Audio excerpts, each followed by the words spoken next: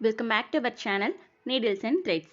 இந்த வீடியோல நம்ம என்ன பார்க்க போறோம்னா hand embroideryல stem thread stitch எப்படி நம்ம ப்ராப்பரா போடுறது அப்படின்றத பத்தி தான் பார்க்க போறோம். வீடியோ பார்க்கிறதுக்கு முன்னாடி இப்போதான் நீங்க என்னோட சேனலை ஃபர்ஸ்ட் டைம் பார்க்குறீங்க அப்படின்னா சேனலை மறக்காம சப்ஸ்கிரைப் பண்ணிடுங்க. கூடவே பக்கத்துல இருக்கிற பெல் ஐகானை கிளிக் பண்ணி ஆல் என்ற பட்டனை பிரஸ் பண்ணிக்கோங்க. என்னோட வீடியோ உங்களுக்கு பிடிச்சிருந்ததுன்னா வீடியோக்கு கீழே இருக்கிற லைக் பட்டனை ப்ரெஸ் பண்ணிக்கோங்க.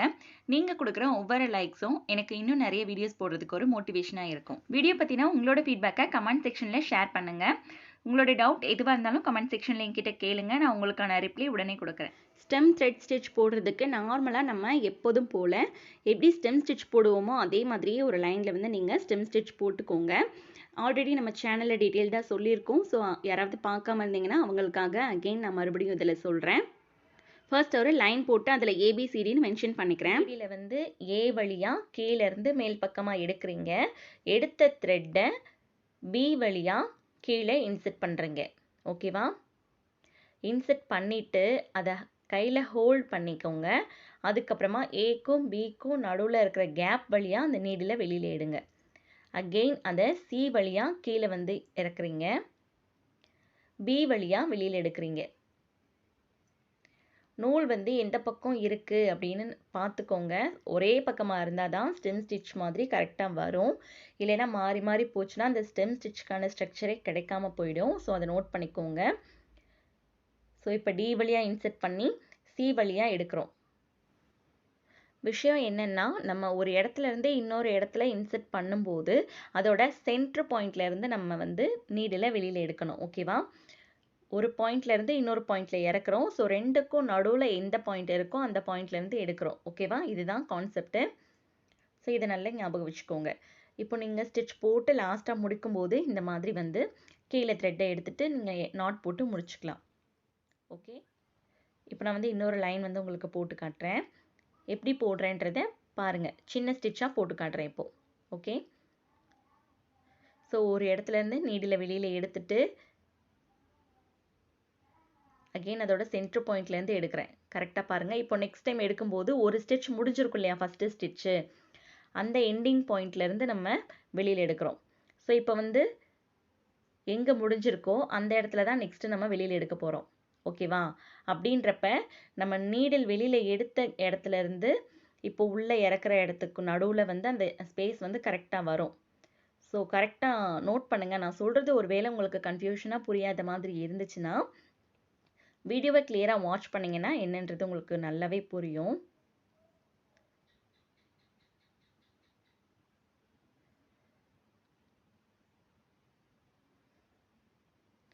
நீங்கள் எடுக்கிறது வந்து லாஸ்ட்டாக நம்ம முடிச்ச ஸ்டிச் பக்கத்தில் எடுப்போம். இப்போது இந்த ஸ்டிச் வந்து அங்கே முடியுது பார்த்தீங்களா?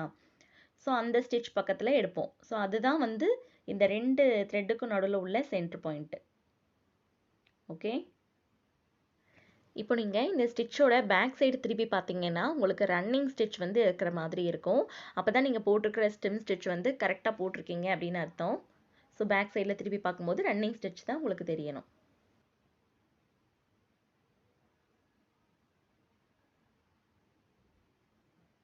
இதை அப்படியே பக்கத்தில் நீடில் கீழே இறக்கி பேக் சைடில் வந்து நாட் போட்டு முடிச்சிருங்க. அவ்வளோதான் ஸ்டெம் ஸ்டிச்.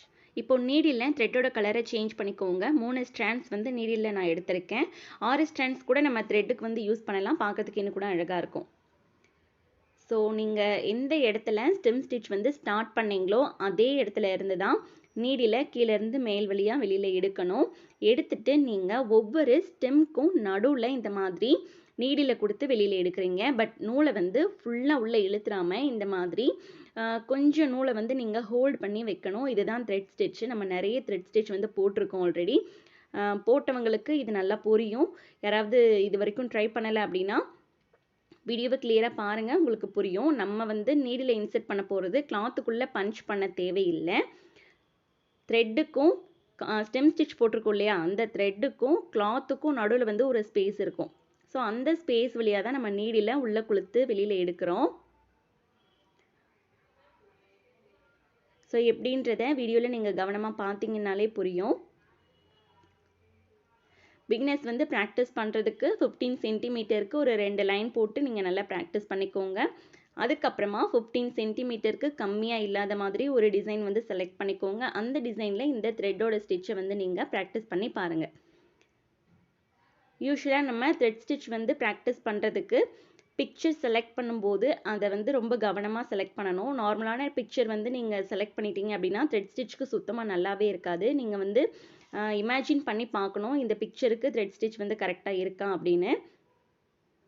ஸோ அவ்வளோதான் த்ரெட் ஸ்டிச் லாஸ்ட்டாக நீங்கள் முடிக்கும்போது எந்த இடத்துல முடிக்கணுமோ அந்த இடத்துல வந்து கீழே கிளாத்துக்குள்ளே பஞ்ச் பண்ணி பேக்கில் நாட் போட்டு நீங்கள் முடிச்சிருங்க.